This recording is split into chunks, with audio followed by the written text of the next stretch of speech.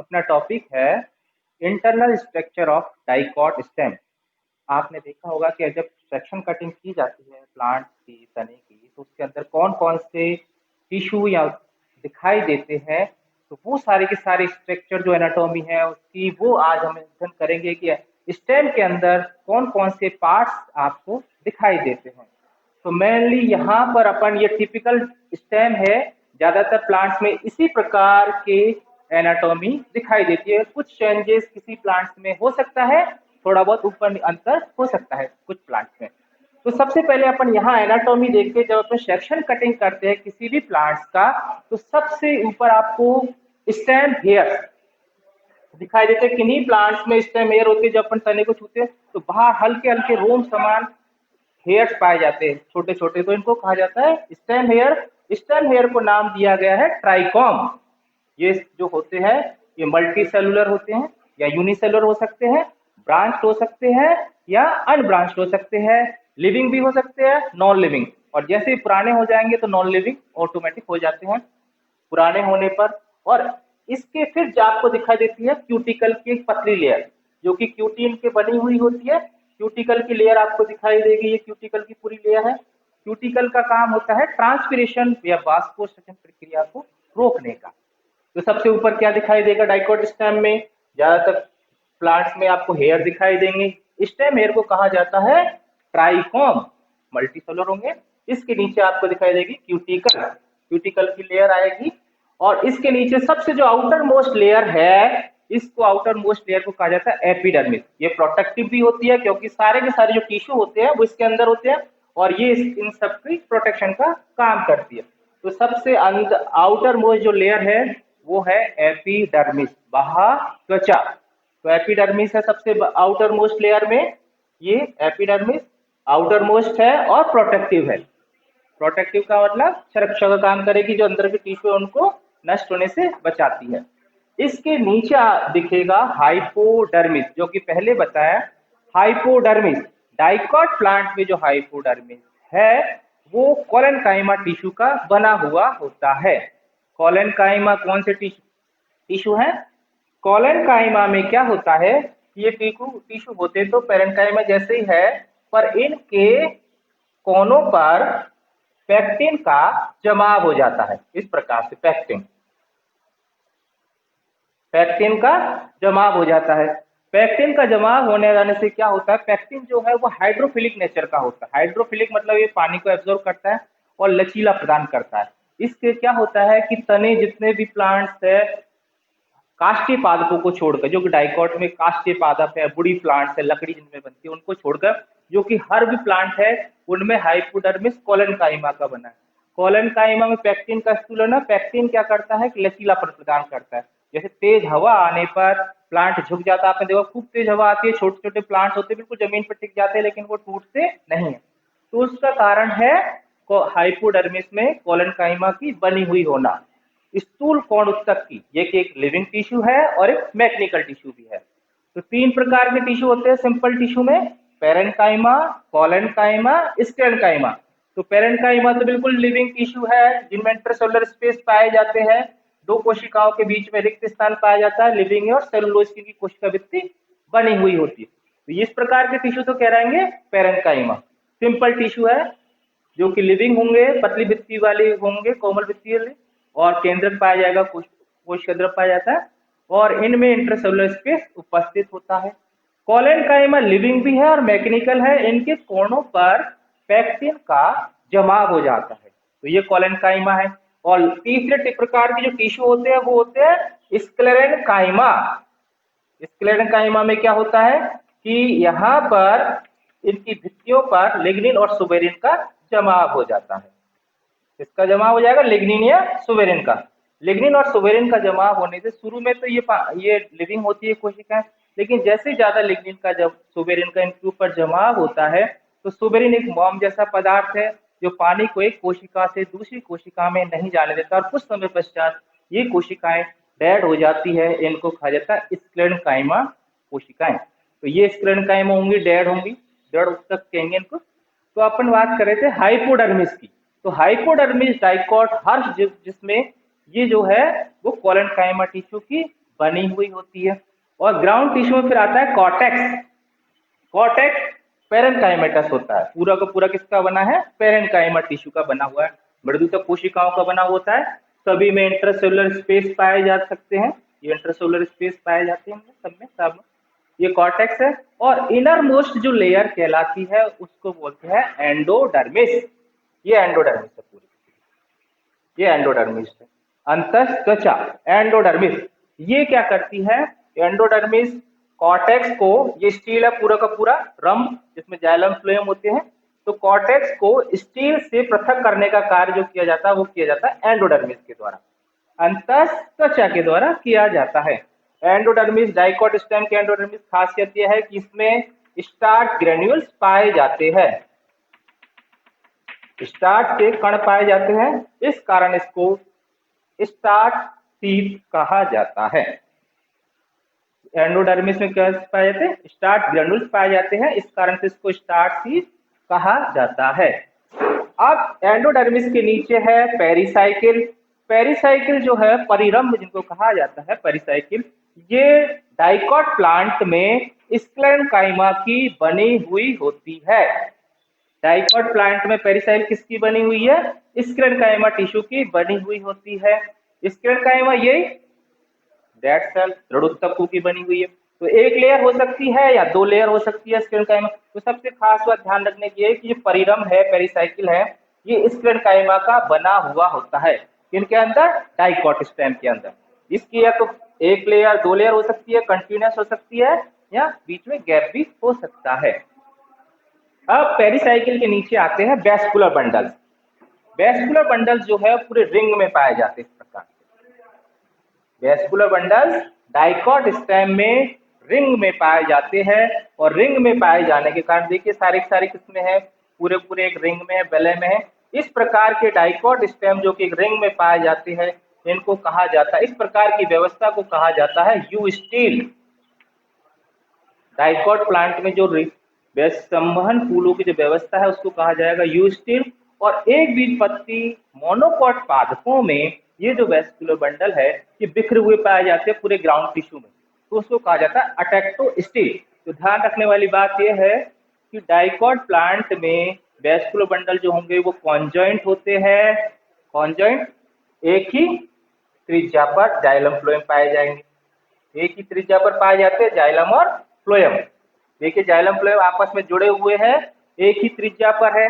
तो vascular bundle जो होंगे वो किस प्रकार के होंगे, कॉन्जॉइंट, संयुक्त, आपस में जुड़े हुए हो सकते हैं, जुड़े हुए होते हैं। कोलेट्रल, कोलेट्रल का मतलब जाइलम अंदर की तरफ होगा, फ्लोएम बाहर की तरफ। कोलेट्रल प्रकार के वेस्कुलर बंडल्स पाए जाते हैं। और ओपन होंगे, ओपन का मतलब है कि कैम्बियम इनके अंदर उपस्थित होगी, ये कैम्बियम उपस्थित है, कैम्बियम पाई जाती है, कैम्बियम के कारण सेकेंडरी ग्रोथ होती है। तो इस प्रकार के जो वेस्कुलर बंडल से यहाँ देखेंगे कि सबसे बाहर है जाइलम फ्लोएम, सबसे बाहर की तरफ फ्लोएम पाया जाता है परिधि की तरफ, फिर कैम्बियम है, ये पूरी कैम्बियम है जो कि द्वितीयक वृद्धि करती है, कैम्बियम के कारण क्या होती है, सेकेंडरी ग्रोथ होती है। सेकेंडरी ग्रोथ होने से इसके प्लांट्स में सेकेंडरी जाइलम और सेकेंडरी फ्लोएम टिश्यू बनते हैं। सेकेंडरी फ्लोएम बनता है बाहर की तरफ, और सेकेंडरी जो जाइलम बनता है वो अंदर की तरफ बनता है। कैम्बियम एधा, कैम्बियम का मुख्य रोल क्या है, सेकेंडरी ग्रोथ, जिसके कारण से तने में द्वितीयक वृद्धि होती है, तने की मोटाई में वृद्धि होती है। मोनोकोट प्लांट में ये कैम्बियम अनुपस्थित होती है, इस कारण से सेकेंडरी ग्रोथ वहां नहीं पाई जाती है, और जिसके कारण सेकेंडरी फ्लोएम और सेकेंडरी जाइलम नहीं बनता है। अब कैम्बियम के बाहर की तरफ फ्लोएम है और कैम्बियम के अंदर जाइलम। कैम्बियम के अंदर ये जाइलम जो है, इसमें मेटा जाइलम जो है, मतलब सबसे पहले बना हुआ जाइलम जो होता है प्रोटोजाइलम, वो केंद्र की ओर होता है। तो ये देखिए प्रोटोजाइलम कहाँ होगा, केंद्र की ओर, जिसकी कोशिकाएं छोटी होंगी व्यास में, तो कम चौड़ी होती है, ये प्रोटोजाइलम होता है वो केंद्र की ओर होता है। मेटाजाइलम बाहर परिधि की ओर होता है, बाद में बनने वाला जाइलम मेटाजाइलम, इसको बोलते हैं अनुदारू, हिंदी में कहा जाता है अनुदारू। और ये है प्रोटोजाइलम आदि दारू। प्रोटोजाइलम के केंद्र में होने के कारण इसको कहा जाता है इंडार्क प्रकार के, इंडार्क अंतः आदिदारुक, अंतः आदिदारुक। मतलब जो प्रोटोजाइलम है वो कहाँ पर होगा, अंदर की ओर। आदिदारुक प्रोटोजाइलम कहाँ पर है, केंद्र की ओर, और मेटाजाइलम बाहर परिधि की ओर होगा। और इन वैस्कुलर बंडल्स के बीच में पाया जाता है मेडुलरी रेज। ये देखिए पूरा पूरा मेडुलरी रेज है, सारी सारी ये मेडुलरी रेज पाई जाती है बीच में इनके। ये जो मेडुलरी रेज है ये पेरेन्काइमा टिश्यू की बनी हुई होती है। मेडुलरी रेज, ये जो मेडुलरी रेज है किसकी बनी है, पेरेन्काइमा टिश्यू, जिसके कारण ये जो पेरेन्काइमा टिश्यू होने के कारण ये लिविंग टिश्यू है और इनके द्वारा विभाजन करने की क्षमता होती है, अर्थात ये मेरिस्टेमेटिक होते हैं, विभजोतक होते हैं। जब सेकेंडरी ग्रोथ होती है तो इसके द्वारा एक नई कैम्बियम का निर्माण होता है। ठीक है, एक नई कैम्बियम का निर्माण होता है और सबसे अंदर की तरफ होता है पित्त, जो कि पेरेन्काइमा टिश्यू का बना हुआ होता है। तो देखिए सबसे बाहर स्टेम हेयर्स पाए जाएंगे जो कि मल्टीसेलर होते हैं, इनको ट्राइकोम कहा जाता है, और क्यूटिकल की लेयर उपस्थित होती है। इसके नीचे एपिडर्मिस जो कि सबसे आउटर मोस्ट लेयर है, प्रोटेक्टिव लेयर्स होती है, और उसके अंदर हाइपोडर्मिस जो कि कोलेनकाइमा टिश्यू की बनी हुई होती है। इसमें पैक्टिन के स्टूलेंट पाए जाते हैं, इस कारण ये लचीला होता है। ये डाइकोट हर्ब की विशेषता है, द्विबीजपत्री शाकीय पादपों की, काष्ठीय पादपों में नहीं पाए जाते। पत्तियों में भी कोलेनकाइमा पाया जाता है, इसके कारण पत्तियां भी हवा से नहीं पड़ती है। इसके नीचे कॉर्टेक्स पाया जाएगा जो कि पेरेन्काइमेटस टिश्यू का बना होगा और इंट्रासेलुलर स्पेस इनमें उपस्थित होते हैं। इसके अंदर एंडोडर्मिस होता है, कॉर्टेक्स के अंदर। एंडोडर्मिस जो है वो कॉर्टेक्स को स्टील से पृथक करने का कार्य करती है। एंडोडर्मिस स्टार ग्रेनुल पाए जाते हैं, इस कारण इसको स्टार शीथ भी कहा जाता है। एंडोडर्मिस के अंदर की ओर पेरिसाइकिल्स पाया जाता है, पूरी पूरी रिंग पेरिसाइकिल्स की होती है। जो पेरिसाइकिल एक लेयर या दो लेयर हो सकती है, और ये स्क्लेनकाइमा टिश्यू के बने हुए होते हैं। तो ध्यान रखना, पेरेन्काइमा जो है वो स्क्लेनकाइमा के बने हैं, हाइपोडर्मिस जो है वो कोलेनकाइमा के बने हैं, कोलेनकाइमा के बने हुए होते हैं। अब वेस्कुलर बंडल जो है वो रिंग में पाए जाते हैं, इनको कहा जाता है यू स्टील, जिसमें बाहर की तरफ फ्लोएम होगा और अंदर की तरफ जाइलम होगा, और एक ही त्रिज्या पर होते हैं, दोनों आपस में जुड़े हुए होते हैं, इस तरह कॉन्जुगेट कहा जाएगा। जाइलम केंद्र की ओर, फ्लोएम बाहर परिधि की ओर, कोलेट्रल ओपन, इनके बीच में कैम्बियम उपस्थित होती है, इसलिए इसको ओपन कहा जाता है। और प्रोटोजाइलम केंद्र की ओर है और मेटाजाइलम बाहर परिधि की ओर। मेटाजाइलम कोशिका आकार में बड़ी, प्रोटोजाइलम कोशिका आकार में छोटी। सबसे पहले बनने वाला जो जाइलम है उसको कहा जाता है प्रोटोजाइलम कोशिकाएं। तो प्रोटोजाइलम केंद्र में होने के कारण इसको एंडार्क कहा जाएगा। और ये जो है पित्त जो कोशिका है वो पेरेन्काइमेटस कोशिकाओं की बनी हुई होती है। तो यहाँ एक देखिए, ये जो पूरा डायग्राम है इसमें कोशिकाएं हैं, कोशिकाएं देखिए। तो इस प्रकार के डायग्राम को कहा जाता है सेलुलर डायग्राम, कोशिकीय चित्र। सबके अंदर क्या है, कोशिकाएं दिखा रखी है, तो कोशिकीय चित्र कहा जाएगा। यदि पूछा जाए कि कोशिकीय चित्र बनाना, तो ये कोशिकीय सेलुलर डायग्राम है। और यदि आउटलाइन कहा जाए कि आउटलाइन इस प्रकार से रिप्रेजेंट करना है, केवल लाइन के द्वारा रिप्रेजेंट करना है, तो उसको बोलेंगे आउटलाइन डायग्राम। ये आउटलाइन डायग्राम्स हैं। अब थोड़ा सा यहाँ देखते हैं,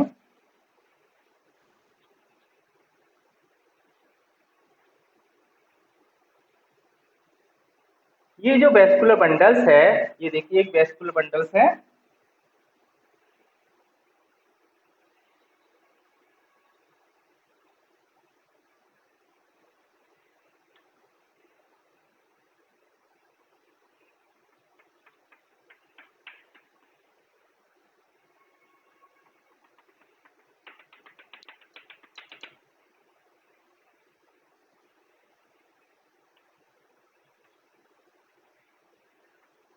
ये जो वेस्कुलर बंडल्स होते हैं रिंग में पाए जाते हैं, यू स्टिल कहा जाता है। और वेस्कुलर बंडल्स के जो बीच में जो कैम्बियम है इसको कहा जाता है इंट्राफेसिकुलर कैम्बियम। इस कैम्बियम को नाम दिया जाएगा इंट्राफेसिकुलर कैम्बियम। अंतःकूलीय ऐधा, फेसिकुलर कैम्बियम में इंट्रा, इंट्रा का मतलब होता है अंतः, एक ही बंडल के अंदर जो कैम्बियम उपस्थित होती है तो कहा जाता है इंट्राफेसिकुलर कैम्बियम। और जब सेकेंडरी ग्रोथ होनी होती है तब दो वेस्कुलर बंडल के बीच में जो ये मेडुलरी रेज है, ये पैरेन्काइमेटस कोशिकाओं की जो बनी हुई होती है, इसमें क्या होता है कि विभज्योतकी हो जाती है और नई प्रकार के कैम्बियम का ये निर्माण करती है। तो एक नई प्रकार की कैम्बियम बन जाती है, ये देखिए दोनों के बीच में नई कैम्बियम बन जाएगी। तो ये जो कैम्बियम है, ये क्या है, दो वेस्कुलर बंडल के बीच में, इसको कहा जाएगा इंटरफेसिकुलर कैम्बियम। इंटर का मतलब है दो के बीच में अंतर, इंटरफेसिकुलर कैम्बियम।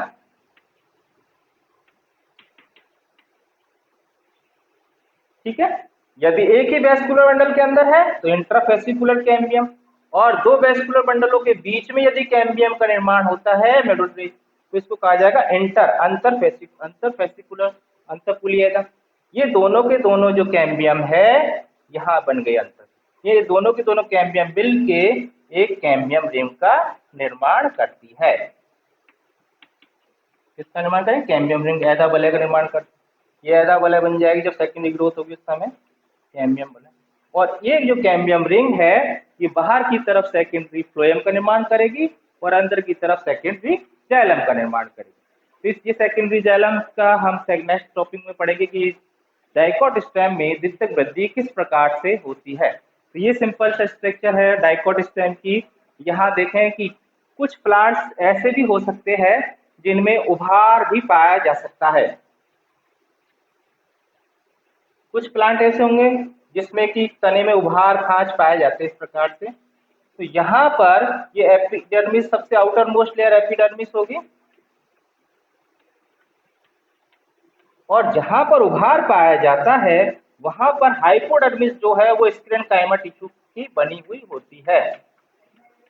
किसकी होगी, स्क्लेरेन्काइमा टिश्यू बनी हुई होती है। और जो ग्रुप्स है, खांच है, वहां पर जो है ये कोलेनकाइमा टिश्यू की बनी हुई होती है। तो कुकुरबिटेसी फैमिली में इस प्रकार की है जहां पर तने में उभार, खांच, उभार इस प्रकार से पाया जाता है। तो जहां पर उभार होगा वहां पर हाइपोडर्मिस स्क्लेरेन्काइमा की बनी हुई होगी, और जहां पर खांच ग्रुप्स होंगे, ये रिज ग्रुप जहां होंगे वहां पर ये कोलेनकाइमा टिश्यू की बनी हुई होती है। और कुछ प्लांट्स में जहां पर प्रकाश संश्लेषण भी इसको करना होता है, कुछ ऐसे प्लांट हो सकते हैं जहां पर प्रकाश संश्लेषण क्रिया भी होती है, तो वहां पर ये जो प्लांट ये है वो क्लोरेन्काइमा की बनी हुई होती है। क्लोरेन्काइमा मतलब क्लोरोफिल, इनमें क्लोरेन्काइमा हरित मृदुतक, अर्थात इनमें क्लोरोफिल उपस्थित होता है। क्या होगा उस समय इनमें क्या उपस्थित हो जाएगा, हाइपोडर्मिस की कोशिकाओं में क्लोरोफिल उपस्थित हो जाएगा और इन कोशिकाओं को कहा जाएगा क्लोरेन्काइमा। और बात की जाए कि कुछ हाइड्रोफिटिक प्लांट्स हो सकते हैं, जलोद्भिद पादप जो हो सकते हैं डाइकोट प्लांट्स में, उनमें कॉर्टेक्स में इंट्रासेलुलर स्पेस बहुत ज्यादा हो जाते हैं कोशिकाओं के बीच में, और ये एक प्रकार से एयर कैविटी का निर्माण करते हैं, एयर कैविटी बना देते हैं, वायु प्रकोष्ठ, जिनको एरेन्काइमा कहा जाता है। वायु मृदुतक, ये जो वायु मृदुतक है कॉर्टेक्स में बड़े बड़े यहाँ पर गैप बन जाएंगे, बड़ी बड़ी कोशिकाएं बन जाएंगी इस प्रकार से, और इनमें वायु का भर जाएगी। इसके कारण ये जो प्लांट्स है, हाइड्रोफिटिक जो प्लांट्स है, ये बायोएनर्जी प्रदान करते हैं, उत्प्लावनता प्रदान करते हैं, पानी में तैरने में सहायता प्रदान करते हैं। इसको कहा जाता है एयर कैविटी। और इस प्रकार के जो मृदुतक है, पैरेन्काइमा है, उनको कहा जाता है एरेन्काइमा। तो ये सारा का सारा इस प्रकार डाइकोट स्टेम के स्ट्रक्चर को हम समझ सकते हैं। और कुछ अंतर जो है वो यहाँ पर स्पष्ट है कि किसमें प्लांट में कुछ कुछ अंतर हो सकते हैं। Thank you.